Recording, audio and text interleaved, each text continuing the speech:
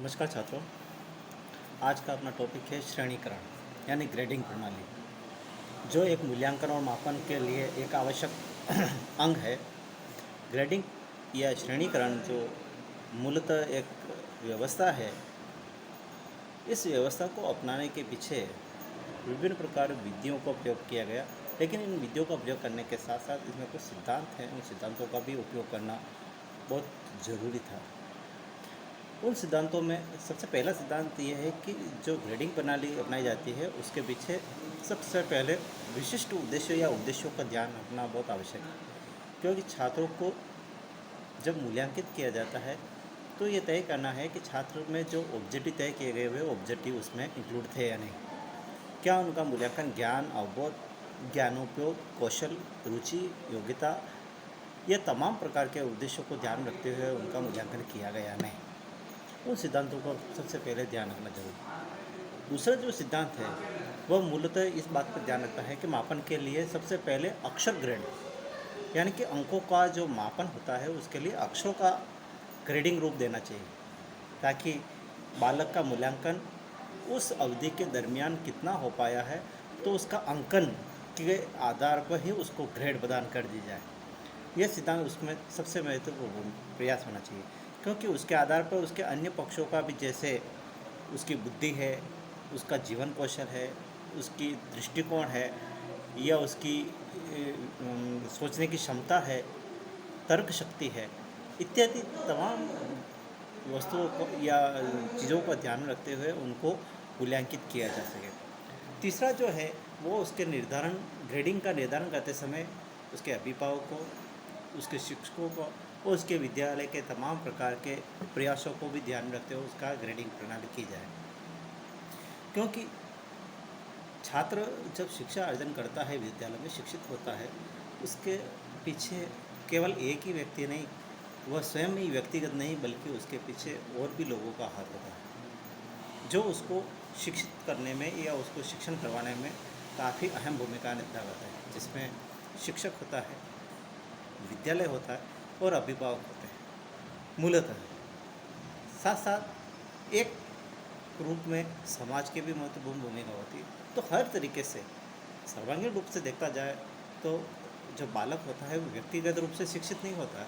अपितु अन्य बाहरी आवरणों के माध्यम से उसको कहीं ना कहीं सपोर्ट दिया जाता है, उसको पुनर्बलब्ध किया जाता है ताकि वो उस बात को सीख सके। तो उसी को ध्यान में रखते उसका श्रेणीकरण किया जाए, ग्रेडिंग की जाए। केवल एक व्यक्तिगत पक्ष को नहीं ध्यान रखा जाए, साथ साथ जब ग्रेडिंग की जाती है तो उसके विद्यालय के स्तर को भी ध्यान रखना चाहिए, क्योंकि विद्यालय के स्तर को ध्यान रखते हुए उसका ग्रेडिंगकरण होता है। क्योंकि विद्यालय के जो मापदंड है वह मापदंड उस बालक के लिए पूर्ण हो रहे हैं या नहीं हो रहे हैं, इसकी भी गणना होनी बहुत ज़रूरी है। क्योंकि प्रत्येक विद्यालय हो सकता है अपने मापदंडों को पूरा कर पाता है या नहीं कर पाता, अपनी योग्यताओं को पूरा कर पाता नहीं कर पाता, हो सकता है वो श्रेणीकरण के माध्यम को या उसके संसाधनों को, उसके साधनों को उपयोग कर पा रहा है नहीं कर पा रहा, यह भी देखना तय हो करना बहुत ज़रूरी है। साथ साथ उचित पुनर्मूल्यांकन पर भी ज़्यादा अहमियत देनी चाहिए, क्योंकि बालक का जब मूल्यांकन किया जाता है तो किसी एक पक्ष को ध्यान में रखते नहीं किया जाता है, बल्कि उसके तमाम पक्षों को ध्यान में रखते हैं, जैसे उसका जीवन कौशल है, स्वास्थ्य में शारीरिक शिक्षा है, उसकी बुद्धि है, तर्कना शक्ति है, और उसके नैतिक मूल्यों को ध्यान में रखते हुए भी उसका मूल्यांकन करना जरूरी होता है। साथ ही साथ एक अंतिम जो सिद्धांत है कि बालक का जो शिक्षण करने की जो ग्रेडिंग प्रणाली है वो बहुत विस्तृत है, और उस विस्तृत प्रणाली में निदानात्मक परीक्षण का बहुत अहमियत यानी उपचारात्मक शिक्षण का बहुत बड़ा महत्वपूर्ण रोल होता है, ताकि बालक में जो कमियां रही है ग्रेडिंग सिस्टम के माध्यम से जो मूल्यांकित किया जाता है तो बालक में एक हीन कुंठा ना आ जाए। इसलिए बालक का श्रेणीकरण या ग्रेडिंग सिस्टम उस दरमियान करनी चाहिए, उस अवधि को परिवर्तित करना चाहिए ताकि बालक में कहीं ना कहीं निदानात्मक जो कमियां रही है उन कमियों को किस तरह से निदानित किया जाता है, उनको दूर कैसे किया जा सके, ये सबसे पहले सोचना बहुत ज़रूरी है। बालक में हीन भावना नहीं आनी चाहिए कि उसका ग्रेडिंग किया गया है तो कम से कम उसमें यह नहीं लगे कि मेरे को जो अंक चाहिए थे वैसे नहीं मिल पाए, मुझे ग्रेड के माध्यम से उस दायरे में बांध दिया जो मैं नहीं चाहता। इस तरह की भावना नहीं आनी चाहिए। बालक को उसके मूल्यांकन को देखते हुए उसके शैक्षिक और शैक्षिक गतिविधियों को ध्यान में रखते हुए उसका मूल्यांकन, ग्रेडीकरण किया जाना चाहिए, ताकि श्रेणीकरण में यही सबसे बड़ी भूमिका है कि बालकों में हीन भावना ना आए। भारतीय विद्यालयों में जो ग्रेडिंग प्रणाली है वह मूलतः ये देखा जाता है कि बालकों को जब विद्यालय में अर्जित करवाया जा रहा है, शिक्षा अर्जित करवाया जा रहा है, तब वो बालक सीखता है। उसके दैनिक जीवन से जुड़े हुए विभिन्न पहलुओं के बारे में जानकारी प्रदान की जा रही है और वो शिक्षित भी हो रहा है। उसमें उसकी बुद्धि की तर्कना शक्ति या उसके जीवन मूल्यों को, उसके जीवन कौशल को, उसके शिक्षण या शिक्षित होने के सारे दायरे को उसमें सम्मिलित कर लिया जा रहा है। फिर भी बालक कहीं ना कहीं अछूता रह रहा है, बालक में हीन भावना आ रही है, क्योंकि वो उस दरमियान जब मूल्यांकन होगा, उसका परीक्षण होगा, तो उसे अंक अर्जित नहीं कर पाता। हो सकता है बालक की कुछ न कुछ ऐसी ऐसी शक्ति रही हो या ऐसी क्षमता रही हो कि वो जो उचित मापदंड पर खरा उतर नहीं पा रहा। तो उसके लिए भारतीय शिक्षण व्यवस्थाओं में आमूलचूल परिवर्तन होना भी बहुत ज़रूरी है, विशेष तौर से मूल्यांकन के। और मूल्यांकन में भी अंकों के आधार पर जो मूल्यांकन किया जा रहा है, प्रतिशत के आधार पर जो मूल्यांकन किया जा रहा है, बालक काफ़ी मेहनत करता है, काफ़ी परिश्रम करता है परीक्षा के लिए, वो दिन रात एक करता है, लेकिन उसको जो अंक का जो चाहिए वो निर्धारण हो नहीं पा रहा उसके पास। तो बालक के मन में हीन कुंठा आना, तनाव आना और आत्महत्या जैसे भी प्रयास करने का वो साहस करता है। क्योंकि आज भारतीय जो शिक्षण व्यवस्था में जो मूल्यांकन पद्धति है वो देखा जाए तो काफ़ी हद तक उसमें सुधारात्मक प्रयास की आवश्यकता है। जब श्रेणीकरण की जो व्यवस्था सीबीएसई बोर्ड यानी कि राष्ट्रीय स्तर पर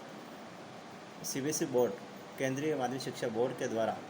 जब 2010 और 11 में जब ये व्यवस्था स्टार्ट की गई, उन्होंने ये तय किया है कि शिक्षा में मूल्यांकन की जो व्यवस्था है उसमें व्यवस्था में बालकों में जो प्रतिद्वंदिता है, एक कुछ पछाड़ के दूसरा अपना अस्तित्व रखना चाहता है, इस तरह की जो प्रतिद्वंदिता की जो भावना है, प्रतिद्वंदिता की भावना को ख़त्म करना बहुत ज़रूरी है। इसलिए इस व्यवस्था में 2010 में और 11 में जब एक व्यवस्था लागू की कि श्रेणीकरण या ग्रेडीकरण या ग्रेडिंग के माध्यम से उसको ग्रेड प्रदान कर दी जाती है कि जिसके उसके प्राप्तांक है, उस प्राप्तांक के दरमियान जो प्राप्तांक हो रहे हैं उसके आधार पर उसको ग्रेड प्रदान कर दी जाए, ताकि बालकों में जो हीन भावना आ रही है कि मैं उस बालक से कम अंक प्राप्त कर पाया या ज़्यादा अंक प्राप्त, तो उसमें खुशी होगी, लेकिन कम अंक प्राप्त करना, क्योंकि एक ही परिवार में दो भाई हैं लेकिन उनमें भी आपसे प्रतिद्वंदिता होगी। ये प्रतिद्वंदिता आती है अपने लोगों से, अपने समाज के लोगों से, अपने माता पिता अभिभावक की जो इच्छा है, उन इच्छाओं के बलभूत वशीभूत होने के कारण ये उसमें भावना उत्पन्न हो जाती है। तो जब ये ऐसी भावना उत्पन्न होने के कारण सीबीएसई बोर्ड ने एक तय किया गया था कि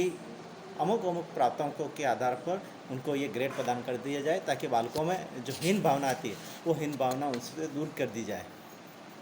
साथ ही साथ जो ग्रेडिंगकरण या श्रेणीकरण किया जा रहा है उसमें शैक्षिक की मूल्यांकन ना हो, बल्कि उसमें साथ साथ शैक्षणिक गतिविधियों का मूल्यांकन हो, उसका जीवन कौशल की जो शिक्षा होती है उसका भी मूल्यांकन उसमें साथ हो, साथ ही साथ उसकी शारीरिक शिक्षा, स्वास्थ्य एवं शारीरिक शिक्षा की भी गणना उसमें साथ हो, साथ ही साथ उसमें अन्य पक्षों में जो पर्यावरणीय जो ज्ञान होता है उसकी शिक्षा की भी गणना साथ साथ हर तरीके से हर पक्ष को जोड़ते हुए बालक को उसमें सम्मिलित किया जाए।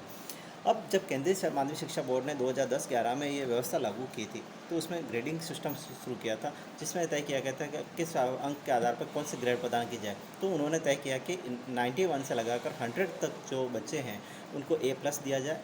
फिर 81 से 90 तक के उनको A ग्रेड दी जाए, फिर 71 से 80 वाले को B+ दी जाए, फिर 61 से 70 वाले को ओनली B दी जाए। इस तरीके से उनको 10-10 अंकों के दरमियान उनको प्रतिशत के आधार पर उनको ग्रेड प्रदान कर दीजिए। यूँ मिलकर A+A, B+B, C+C, इस तरीके से D, फिर E+, फिर E2, यह तरीके से ग्रेड 9 बिंदुओं के आधार पर उनको ग्रेड प्रदान कर दीजिए, ताकि बालकों में हीन भावना नहीं आए। जो 92% लाने वाला है बच्चा मेहनत करके, और वो उसका ही कोई सगा संबंधी या भाई 92.50% प्राप्त कर लेता है, तो वो बालक उसके देख कर 50% में, कई हज़ारों छात्रों में वो प्रतिस्पर्धा बढ़ जाती है कि बालकों में 0.50 अंक प्राप्त करने के लिए भी इतना मशक्क़त करनी पड़ती है, उसमें हीन भावना आ जाती है, तनाव आ जाता है और तनाव के कारण वशीभूत होकर आत्महत्या करने के लिए भी मजबूर हो जाते हैं। तो ऐसी जो अंकों की प्रणाली है वो भारतीय शिक्षण व्यवस्था में काफ़ी हद तक श्रेणीकरण या ग्रेडीकरण जो है काफ़ी मददगार साबित होगी। तो छात्रों, कल हम इस श्रेणीकरण या ग्रेडीकरण के जो लाभ हैं उन लाभ के बारे में हम और उसकी जो हानियाँ हैं या सीमाएं हैं उनके बारे में भी हम कल विस्तार से अध्ययन करेंगे। आज के लिए इतना ही, धन्यवाद।